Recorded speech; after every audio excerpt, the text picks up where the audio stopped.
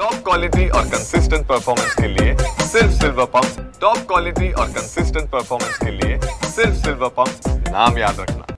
शक्तिपीठ महामार्गाबाबत 28 फेब्रुवारीला जी काही सक्तीच्या भूसंपादनाची अधिसूचना निघालेली आहे त्याच्या विरोधात गेली 1 वर्ष झालं आम्ही सर्व बाधित शेतकऱ्यांना 12 जिल्ह्यातील शेतकऱ्यांना एकजूट करून शेतकरी कामगार पक्षाच्या लाल झेंड्याखाली सगळ्यांना एकजूट करून एक मोठा संघर्ष उभा केला आहे। या 12 जिल्ह्यातील जो 300 पेक्षा जास्त गावातील आम्ही दौरा सुद्धा केलेला आहे। शेतकऱ्यांची आम्ही भेटीगाठी सुद्धा घेतलेल्या आहेत। त्यानंतर शेतकऱ्यांना एकजूट करून अनेक आंदोलनं, अनेक मोर्चे, अनेक मेळावे करून शासनाला वेळोवेळी आम्ही निवेदनं दिलेली आहेत आणि शासनाला टाहो फोडून सांगितलेलं आहे। शेतकऱ्यांचं दुःख डोळ्यात पाणी आणून शेतकऱ्यांनी सांगितलेलं आहे की ही शक्तिपीठ महामार्ग करण्याची अजिबात आवश्यकता नाही। शक्तिपीठ महामार्ग रद्द करावा। शक्तिपीठ महामार्ग करण्यानं आमचं प्रचंड मोठं नुकसान होणार आहे। आम्ही सगळे शेतकरी बेरोजगार, भूमीवर उद्ध्वस्त होणार आहे। तर हा शक्तिपीठ महामार्ग रद्द करावा म्हणून अनेक वेळोवेळी त्यांना सांगून सुद्धा आपल्या सर्वांना माहीत आहे विधानसभेच्या निवडणुकीपूर्वी आदरणीय एकनाथ शिंदे साहेबांनी शक्तिपीठ महामार्ग शेतकऱ्यांना नको असेल तर तो रद्द करणार अशा पद्धतीची भूमिका त्यावेळेला त्यांनी मांडलेली होती। पण आता नवीन देवेंद्र फडणवीस जे काही मुख्यमंत्री झाले त्यांनी मात्र शक्तिपीठ महामार्ग करणारच अशा पद्धतीचा चंगच त्यांनी बांधलेला आहे। आणि मग आता मात्र आम्हाला वावरामध्ये दांडकी घेऊन उभा राहिल्याशिवाय आमची जमीन वाचणार नाही असं आम्हाला जाणवलं। म्हणून आज आम्ही छत्रपतींचा भगवा झेंडा संपूर्ण 12 जिल्ह्यातील बाधित क्षेत्रामध्ये रोवतोय आणि आम्ही सांगतोय छत्रपतींचा झेंडा हा छत्रपतींचा नुसता भगवा झेंडा नव्हे तर ते आमची अस्मिता आहे आणि छत्रपतींचा झेंडा, छत्रपतींचा विचार आमचा आत्मा आहे, आमचा प्राण आहे। आणि तुम्हाला जर आमच्या वावरात यायचं असेल महामार्ग करायचा असेल तर आमचा झेंडा काढावा, म्हणजे आमचा प्राण काढावा, आम्हाला गोळ्या माराव्याच्या आणि मग हा महामार्ग करावा अशा पद्धतीचे केविलवाणी विनंती करायला आम्ही आज सगळे शेतकरी बायका मुलासहित आम्ही वावरामध्ये उभा आहोत। असल्या उन्हात तानात आम्ही उभा राहतो आणि केविलवाणी आम्ही त्यांना साथ देतोय की शक्तिपीठ महामार्ग रद्द करा। ह्याची कारणे आम्ही अनेक वेळा सांगितलेली आहेत। शक्तिपीठ महामार्ग हा रत्नागिरी नागपूरला समांतर महामार्ग आहे। रत्नागिरी नागपूर एवढा भारी महामार्ग असताना आमच्या देवी देवतांच्यापर्यंत जाण्याला चांगला हायवे आहे। आम्हाला कुठेही आमचं नडले नाही, कुठल्याही भक्तानं, कुठल्याही शेतकऱ्यानं, नागरिकानं कुणीही मागणी केली नाही शक्तिपीठ महामार्गाची। असं असताना आम्हाला मातेत गाडण्याचं का धोरण अवलंबलं जातं आहे?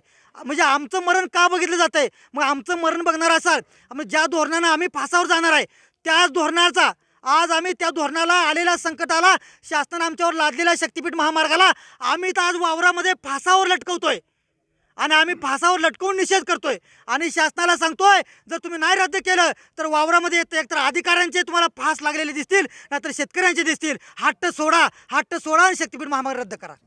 आम्ही सर्वजण बाधित शेतकरी सांगली जिल्ह्यातले शासकीय जी संयुक्त मोजणी होणार आहे 100% कुठल्या गावात होऊन देणार नाही। बुधगावात आले तर आम्ही सगळे कौलापूर, कर्नाळ, पद्माळ सगळे एकत्र येऊ आणि त्यांना पळवून लावू। कर्नाळामध्ये आले तर सगळे बाकीच्या गावातले जातील। कौलापुरात आले तर आम्ही बुधगावहून तिकडचे सगळे नागाव वगैरे बुधगाव सगळे आसपासच्या भागातले जे बाधित आहेत एकत्र येणार, कुणालाही एकत्र मोजणी करून देणार नाही या ठिकाणी एवढाच निर्धार व्यक्त करतो।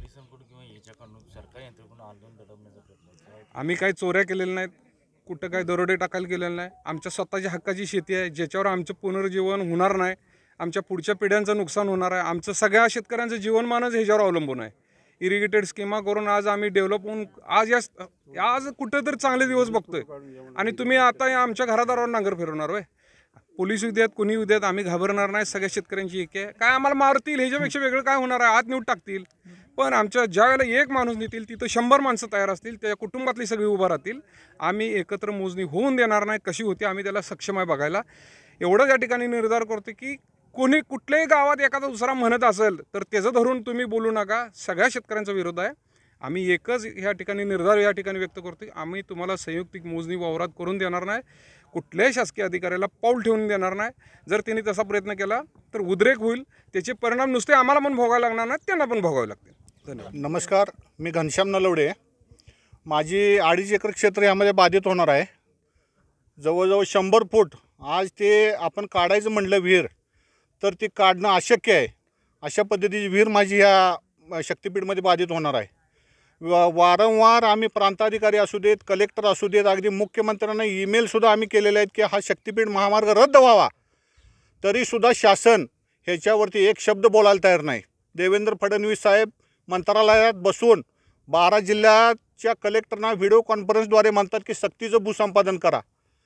म्हणजे शेतकऱ्यांना तुम्ही अजिबात कुठल्याही ह्याच्यामध्ये विश्वासात घेत नाही। त्यामुळं आज आम्ही शहीद भगतसिंग सुखदेव राजगुरू यांना विनम्र अभिवादन करून आणि छत्रपतींचा झेंडा ह्या मातीमध्ये रोवून आम्ही हे आज आंदोलन आम्ही सुरुवात करतोय आणि जर कुणी अधिकारी आमच्या ह्या शेतामध्ये संयुक्त मोजणी वगैरे करायला जर आला तर आम्ही त्यांना ह्या विहिरीत फेकल्याशिवाय राहणार नाही. ह्या इशारा मी या शासनाला ह्या निमित्तानं देत आहे.